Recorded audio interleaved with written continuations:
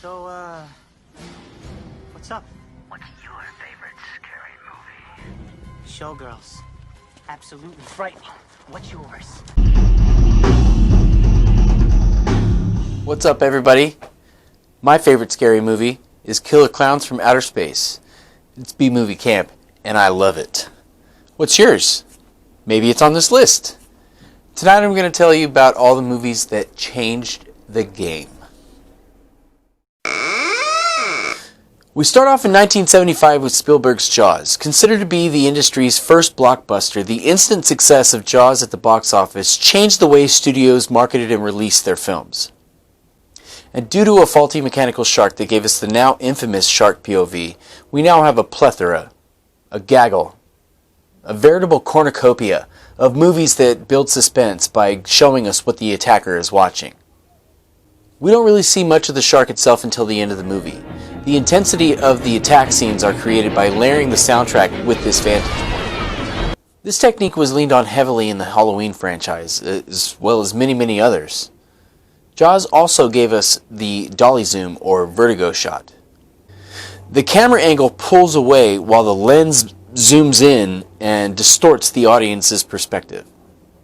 Spielberg wasn't the first to use this method, but he certainly made it popular. That's what I'm writing. This is still a script we're talking about, right? Wes Craven's New Nightmare brought meta to the horror genre, slamming reality and fantasy together in a mashup of worlds. As reality imitates art, we discover that art is imitating reality, as Freddy finds new life as his story twists and turns through the plot. The concept of a character being brought into existence through the telling of their story is a mind-boggle. New Nightmare was a creative reimagining of the franchise that doesn't get as much credit as it should. This self-awareness paved the way for Scream a few years later. There are certain rules that one must abide by in order to successfully survive a horror movie. Scream revived slasher flicks not only with characters that are super self-aware of the genre that they are in, but also providing the concept that no one is safe by killing off the big-name draw before the opening credits. It also bled into popular culture and became well liked by mainstream non-horror crowds.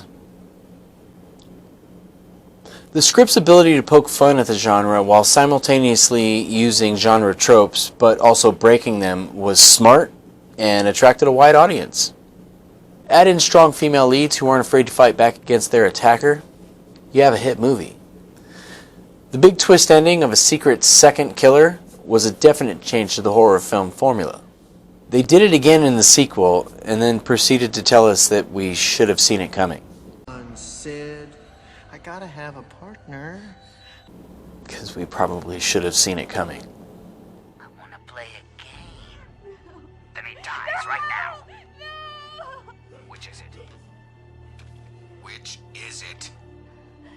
What kind of a game? Hello. Are you watching me on YouTube? Good. I'd like to play a game with you. Up until now, you've just sat there as a voyeur watching other people in their videos without care about who that person is. By killing Jigsaw at the end of the second movie, the only way to have more sequels is to make him preternatural like his predecessors, Jason and Michael. Right? Wrong. According to the creators of Saw. The Saw franchise introduced the non-linear time construct. Audiences didn't know the order to the sequence of events they were watching until the end montage pieces it together for them in the big reveal. John Kramer and his successors were playing games with more than just their victims. If you tried to map out the events of all 7 films, including who did what, you'd end up with more strings than a conspiracy theorist connection board. The Blair Witch Project is a mockumentary with a brilliant marketing campaign that convinced viewers they were watching actual found cam footage.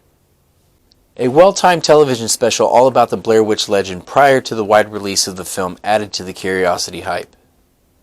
The success of this film style spawned the subsequent found footage subgenre with movies like Quarantine, Chernobyl Diaries, Cloverfield. Dude, what the hell was that? another movie where you don't see the monster until the end. Thanks, Jaws. And most notably, Paranormal Activity, which started with a video camera, but then dived into modern technology with security camera footage. That's it for this episode. Thanks for watching. Be a pal. Click like on this video and subscribe to my channel. And while you're there, hit the bell for notifications so you get updates on all future episodes. Be sure to tune in Saturday when I do the final episode of this little mini-series, but viewer beware, you're in for a scare. See you next time.